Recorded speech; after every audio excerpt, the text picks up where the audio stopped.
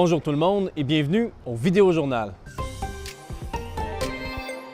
Les urgences du Manitoba rural ont été fermées pendant plus de 80 000 heures en 2023. C'est l'équivalent de 3 348 jours à l'échelle de la province. C'est de l'information que mes collègues de CBC ont obtenue grâce à la loi d'accès à l'information. Parmi les urgences qui desservent les communautés francophones, celle de l'hôpital Notre-Dame a été fermée pendant l'équivalent de plus de 41 jours.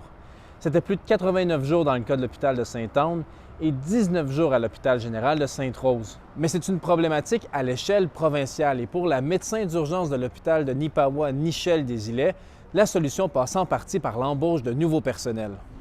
So from my perspective in rural Manitoba, a big part of the solution is going to be recruiting and retaining staff. That means doctors, that means nurses, that means all members of the healthcare team. De son côté, Uzoma Azagrawa, ministre de la Santé, rappelle que son gouvernement s'est engagé à embaucher 1000 nouveaux travailleurs de la santé en 2024.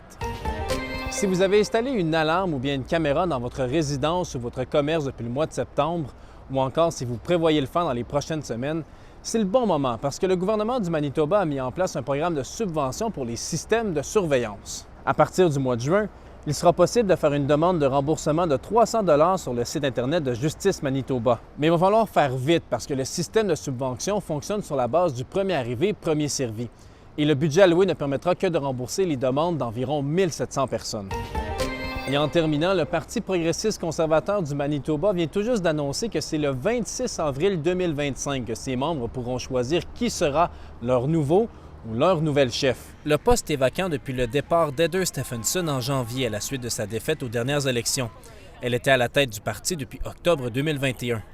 Mme Stefanson a marqué l'histoire du Manitoba en étant la première femme à occuper le poste de première ministre de cette province. Voilà, c'est ce qui complète votre vidéojournal. On se retrouve demain.